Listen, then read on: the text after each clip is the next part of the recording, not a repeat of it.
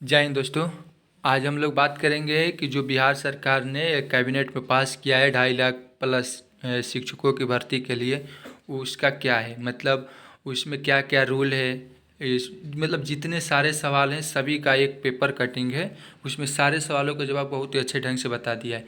एक तो press release भी हो चुका है इसके बारे में, और पेपर कटिंग में बहुत अच्छे तरह से इसको बता भी दिया है कैसे क्या क्या मैं डीएलएड भर सकता हूँ, क्या मैं बीएड भर सकता हूँ, सीटेट चाहिए क्या, टेट चाहिए क्या, एमएड चाहिए क्या, बीएड चाहिए।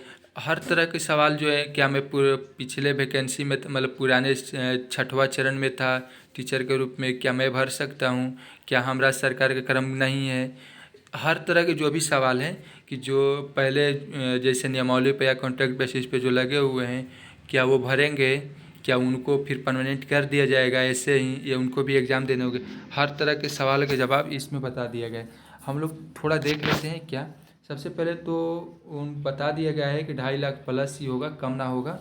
यहाँ लिखा है संख्या बढ़ भी सकती है, कम होने का तो सवाल ना है, हो भी सकता है, लेकिन फ़िलहाल अभी यही कह रहे हैं कि खाली है, बढ़ भी सकती है। क्योंकि खाली है, अगर सारा भरना है तो घटेगी तो नहीं, बढ़ेगी ही। तो सबसे पहले तो उच्च माध्यमिक जो 11th और 12th है 89,734 है। माध्यमिक जो 9th और 10th है 44,193 है। प्रारंभिक स्कूल जो 1 से 8 प्राइमरी के लिए होती है वो 80,257 सबसे ज़्यादा वैकेंसी, जबकि उच्च माध्यमिक है हायर में है 89,734 आपको। फिर हाई में है 9th 10th में 44,000, फिर मिडिल में है 80,257, क्योंकि जितने भी नियमावली हो रहे थे वो प्रारंभिक में ही हो जा रहे थे। फिर माध्यमिक में यहाँ बहुत कम लोग जा पा रहे थे, इसीलिए इसमें ज़्यादा वैकेंसियाँ हैं मेरे ख्याल से। हाई स्कूल में कंप्यूटर के टीचर के लिए 7360, और अदर तरह के मतलब कोई और जैसे किसी के लिए स्पोर्ट के लिए टीचर चाहिए, योगा के लिए टीचर चाहिए, हर तरह के टीचर विशेष टीचर पद 10,000 हैं। ये तो सारे 2.5 लाख हो जाते हैं। अब ये देख लेते हैं क्या क्या है उसके लिए, वो हम लोग थोड़ा सा देखने की कोशिश करते हैं। सबसे पहले यहाँ तो एक पॉइंट ये देखेंगे, बहुत ही भयानक है। ऐसा भयानक है कि सीटेट स्टेट और टीईटी उत्तीर्ण परीक्षा में बैठ सकेंगे, ये तो बात सही है, लेकिन हम जो बताना चाहिए अधिकतम 3 मौके मिलेंगे, मतलब आपको मैक्सिमम 3 चांस ही मिलेंगे। इसका ये भी फाइनल कर दिया है कि जो सीटेट क्वालिफाई हैं स्टेट मतलब जिस स्टेट से हैं, स्टेट या टीईटी, आप सेंटर से टेट हो या स्टेट से टेट हो या टीईटी, जो भी आप पास है तो आप परीक्षा में बैठ सकेंगे, एकदम क्लियर कर दिया है। लेकिन मौका 3 है, घबराना नहीं है 3 मौका, क्योंकि कई सालों के बाद तो 7वां चरण आया है। ये चरण हुआ मतलब समझ लीजिए 2-4 साल बीतिए जाएगा, 4-5 साल बीतिए जाएगा, तो दूसरा मौका मतलब 3 मौका मतलब 10 साल, ऐसा कह सकते हैं। इसीलिए 3 मौके हैं, कोई कम भी ना है कोई ज़्यादा भी ना है। अब ये देख लेते हैं, सबसे पॉइंट ये वाली है, जो पुराने टीचर हैं,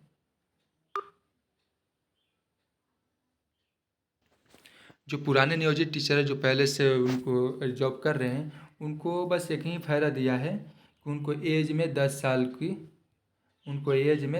की छूट दे दी गई है। नॉर्मल से 10 साल ज़्यादा ले सकते हैं, आपकी कैटेगरी नहीं है आप ज़्यादा ले सकते हैं। आपकी कैटेगरी जैसे वो भी जनरल के लिए 30 होगा, 35 होगा तो उसको 45 हो गया। अगर ओबीसी हैं आपको 35 तो नॉर्मल हो गया, +3 फिर +10, मतलब इसी तरह से आपको 10 साल एक्स्ट्रा मिल गए। ये वाला पॉइंट है कि मैं डीएलएड या बीएड पास हूँ तो क्या परीक्षा में शामिल हो सकता हूँ, ये बहुत अच्छी तरह तैयार देखते हैं। डीएलएड हैं तो इसके साथ टेट या स्टेट उत्तीर्ण भी होना है। मतलब आप जब डीएलएड किए हुए हैं, जो डिप्लोमा इन एजुकेशन, जो आप जैसे बीएड में एक डीएलएड होता है डिप्लोमा इन एजुकेशन, अगर वो किए हुए हैं तो आपको स्टेट या टेट पास होना ज़रूरी है, तभी आप भर सकते हैं, बैठ सकते हैं। अगर मैं हाई स्कूल में शिक्षक बनना चाहता हूँ, बीएड के लिए टेट या सीटेट ज़रूरत नहीं है, लेकिन डीएलएड के लिए है। हाई स्कूल में शिक्षक बनना चाहता हूँ तो बीएड या एमएड हो। अगर आप हाई स्कूल में बनना चाहते हैं तो डीएलएड से काम ना चलेगा, आपको बीएड होना चाहिए या एमएड होना चाहिए। बीएड नहीं है तो एमएड है तो टेट है तो हो जाएंगे आप। तो इसके साथ एसटीईटी पास होना ज़रूरी है, हाई स्कूल के लिए एसटेट पास होना ज़रूरी है। अब आगे देख लेते हैं। ये बोला है कि मैं पटना या किसी खास जिला का शिक्षक बनना चाहता हूँ, तो कैसे होगा। तो इन्होंने भी बता दिया है कि मेरिट के आधार पर चॉइस मिलेगा आपको। आपका अच्छे मार्क्स है, आपका फर्स्ट चॉइस दे दिया जाएगा। अच्छे मार्क्स लाए हैं, आपका फर्स्ट चॉइस ये बता दिया गया है कि जब आपका आवेदन किया जाएगा उसी समय आपका जिला का चॉइस भी डलवा दिया जाएगा। अगर अच्छे मार्क्स हैं तो आपको उस चॉइस को मिल जाएगा। मेरिट के आधार पर चॉइस मिलेगा। बीपीएससी ने केंद्रीकृत तरीके से आवेदन लेगा। आवेदन में ही जिला का चॉइस देना होगा। अधिकतम अंक पाने पर प्रथम चॉइस के आधार पर जिला मिल जाएगा। ये बता दिया। अब आगे देख लेते हैं।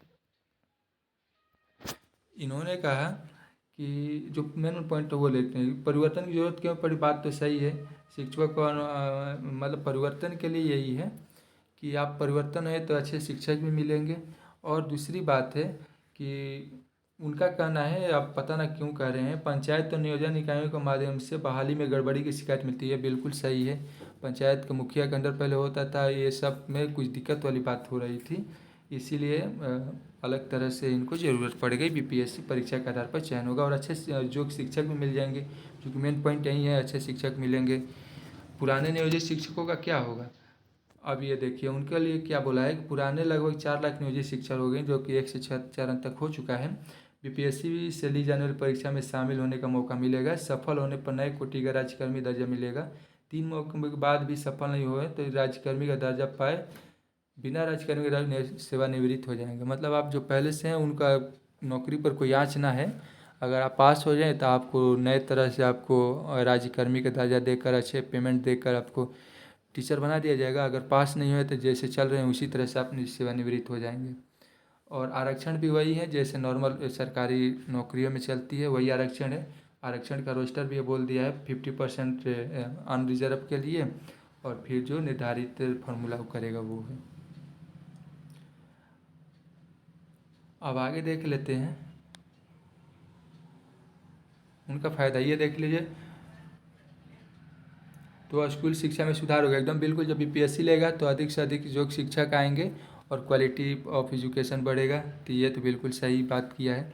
अब आगे देखिए 2012 से पूर्व दक्षता परीक्षा उत्तीर्ण शिक्षक के लिए फ़ायदा क्या होगा।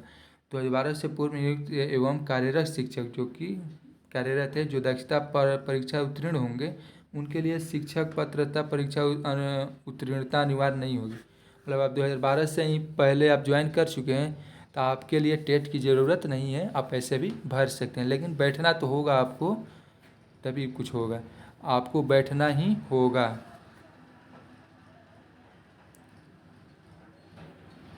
फिर आगे बोला है विद्यालय अध्यापक के पद का वेतन भत्ते और अन्य सेवा शर्तें राज्य सरकार तय करेगी। विषय विशेष के लिए अलग से विशेष सहायता का निर्धारण विभाग द्वारा समय समय पर किया जाएगा। यही है और कुछ नहीं है। लेकिन जो भी होगा, यहाँ देखिए उनका एक कटिंग आया है चंद्रशेखर जी का, जो प्रोफेसर चंद्रशेखर है, शिक्षा मंत्री बिहार का। बीपीएससी के माध्यम से शिक्षक की नियुक्ति नई निर्णाली के आधार पर होगी। इनको आकर्षक वेतन मिलेगा, मतलब बढ़िया पेमेंट मिलेगा। अभी जो 20, 22, 25, 30 मिला है उनको शायद मिल जाए 45, 40 प्लस हो जाए। आकर्षक वेतन मिलेगा। गुणवत्तापूर्ण शिक्षा की दशा में बड़ा कदम है। बिल्कुल सही है, अच्छा शिक्षा होगा।